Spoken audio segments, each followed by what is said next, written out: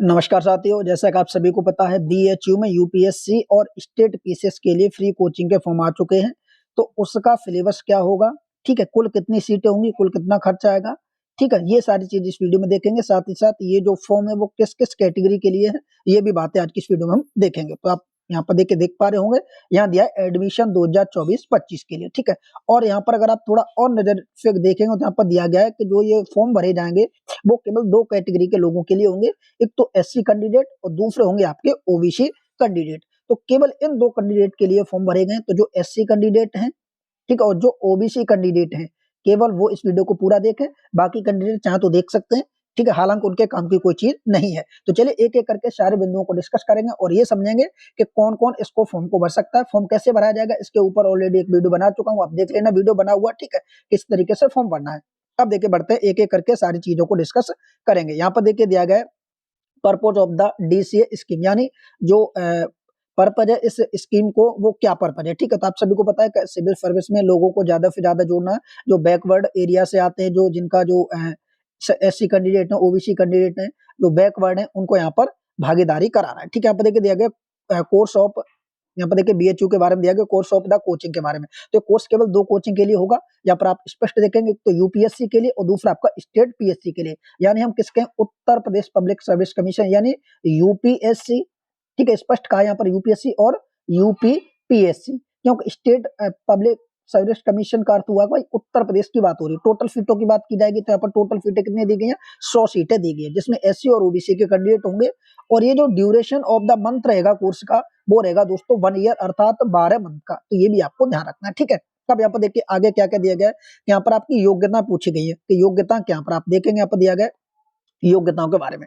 तो एक तो आप एससी और ओबीसी कैंडिडेट हो, पहली योग्यता है। दूसरी, आपके परिवार की जो वार्षिक इनकम हो वो न्यूनतम, यहाँ पर अधिकतम, मैक्सिमम यहाँ पर दिया गया है 8 लाख से अधिक ना हो, इससे कम ही हो, तब आप इस फॉर्म को फिल कर सकते हैं, ठीक है। यहाँ पर दोनों चीजें स्पष्ट दिया गया, बी में एससी ओबीसी कैंडिडेट हो। तीसरे में दिया गया ऑप्शन नंबर सी में, यहाँ दिया गया the student should have a valid Aadhaar number, ठीक है। आपके पास एक तो आधार नंबर हो वैलिड वाला, उसके साथ साथ आपकी बैंक पासबुक हो, ठीक है, ये दोनों होना बहुत जरूरी है, ठीक है। तो ये जो इन्फॉर्मेशन दी गई आपके पास होनी चाहिए। ऑप्शन नंबर डी में आप देखेंगे इनकम सर्टिफिकेट होना बहुत जरूरी है, ठीक है, आपके पास इनकम सर्टिफिकेट, वो यहाँ पर दिया लेटेस्ट इनकम, यानी नवीनतम इनकम होना चाहिए, ठीक है, ज्यादा ओल्ड नहीं होना चाहिए। वो भी किसी रेवेन्यू ऑफिसर के द्वारा आपका क्या होना चाहिए, वैलिड होना चाहिए। जैसे यहाँ पर दिया गया रैंक ऑफ तहसीलदार रैंक के अकॉर्डिंग जो भी बनता है, ठीक है। इसके बाद आगे बढ़ेंगे, यहाँ पर देखिए और भी सारी यहाँ पर जानकारी दी गई है, हालांकि हमारे काम की नहीं है। अब देखिए काम की क्या क्या है, एक तो आपको ये वाला जी वाला ऑप्शन देखना, एज लिमिट का, एज कितने कितने वाले फॉर्म भर सकते हैं। तो न्यूनतम एज आपकी 21 वर्ष हो और मैक्सिमम एज आपकी 35 ईयर हो, ठीक है। तो ये आपकी एज का क्राइटेरिया रखा गया है। ऑनलाइन फॉर्म यहाँ पर दिया गया, एप्लीकेशन शुड बी, जो स्टार्ट किया गया वो आपके चालू हो चुका, आप ऑनलाइन फॉर्म को भर सकते हैं, ठीक है। आगे यहाँ पर आप देखेंगे इन्फॉर्मेशन दी गई, हालांकि इनमें से आपकी कोई काम की नहीं है। थोड़ा आगे बढ़ेंगे दोस्तों, यहाँ पर आप आगे देखिए डॉक्यूमेंट ऑफ द सबमिटेड, यानी आपके पास कौन कौन से डॉक्यूमेंट होने चाहिए जब आप फॉर्म भरने जाएं, ठीक है। तो ये चीज बहुत इंपॉर्टेंट है, हालांकि मैंने फॉर्म भर के बताया है। देखिए एक तो आपके पास 1 पासपोर्ट साइज का फोटो ऑफ द एप्लीकेशन के लिए हो, यहाँ पर सेल्फ अटेस्टेड कागज हो, ठीक है। ये जो चीजें मांगी गई हैं, आधार नंबर, बैंक की पासबुक, फोटो, सिग्नेचर, ये सारे डॉक्यूमेंट आपको लेकर जाने हैं जब आप फॉर्म भरेंगे। इसकी फीस कितनी रखी गई है, तो 250 रुपए इसका चार्ज रखा गया फॉर्म भरने का, ठीक है। तो ये चीज आप यहाँ पर देखेंगे, ठीक है।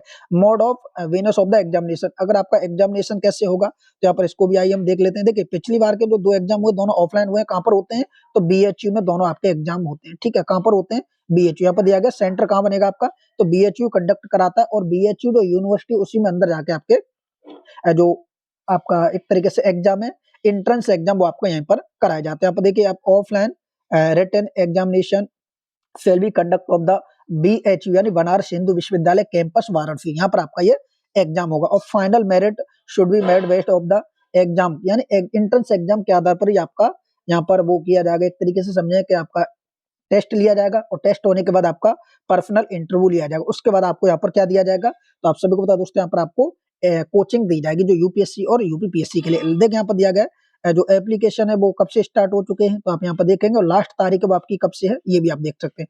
तो अभी आपके पास 5-6 दिन का समय बचा हुआ, आप जो भी साथी इसको फॉर्म को भरना चाहते हैं वो फटाफट जाके फॉर्म भर कर सकते हैं। अब देखिए यहाँ पर दिया गया pattern of the entrance exam pattern. अब देखिए यहाँ पर पूरा डिटेल यहाँ पर देखेंगे एग्जाम पैटर्न के बारे में। देखिए यहाँ पे दिया number question of the paper, 300 marks का ये पेपर होगा, ठीक है। 100 क्वेश्चन रहेंगे और प्रत्येक क्वेश्चन 3 मार्क्स का रहेगा, ठीक है। उसके बाद 1 mark of should be conduct of each incorrect answer, यानी आपका नेगेटिव के लिए 1 मार्क कट रहेगा। तो एक तरीके से समझे कि 1/3 का आपका लगभग नेगेटिव मार्किंग रहेगा, ठीक है। अब यहाँ पर देखिए देगा पर्सनल इंटरव्यू कितने का रहेगा, तो यहाँ पर 100 मार्क्स का पर्सनल इंटरव्यू रहेगा, यानी 300 आपका रिटन एग्जाम होगा, 100 का आपका इंटरव्यू रहेगा, टोटल जो पूर्णांक बनेगा वो 400 का कट ऑफ आपका यहाँ से डिसाइड किया जाएगा, ठीक है। अब यहाँ पर आप देखिए दिया गया नंबर 3 में कि final selection shall depend on the aggregate mark of the entrance and personal interview, यानी जो फाइनल सिलेक्शन होगा आपका एक तो एंट्रेंस एग्जाम पर, उसके साथ इंटरव्यू पर आपका आधारित होगा। अगर आप दोनों में अच्छा करते हैं तो आपका यहाँ से काम हो जाएगा। अब देखिए सिलेबस की बात करें साथियों, तो सिलेबस आपके सामने यहाँ पर दिया गया है। देखिए जनरल स्टडी वही जो आपको पता है यूपीएससी और यूपीपीएससी में जो टॉपिक होते हैं या जो विषय होते हैं वही आपको पढ़ने, जिसमें history, geography, polity, economy, science, environment, agriculture, art and, ठीक है। ये सारी चीजें आपको यहाँ पर बेसिक पढ़नी है। उसके बाद देखिए रीजनिंग एंड एनालिटिक एप्टीट्यूड पढ़ना है, जनरल इंग्लिश पढ़नी है, जनरल हिंदी पढ़नी है, ठीक है, ग्रामर, बुक, ये सारी चीजें आपको पढ़नी है।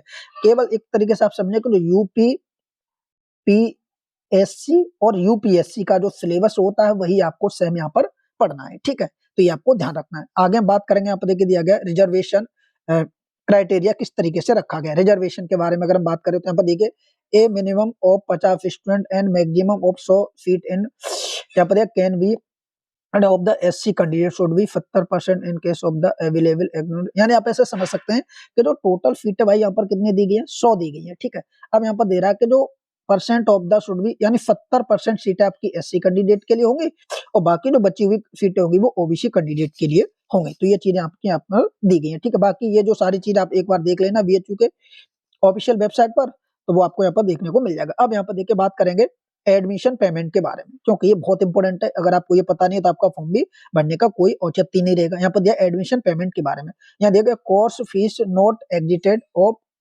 यहाँ पर दिया 75,000 पर स्टूडेंट बेसिक, ठीक है। Second spend and 4,000 per month for full duration of the course and extend 12 month, ठीक है।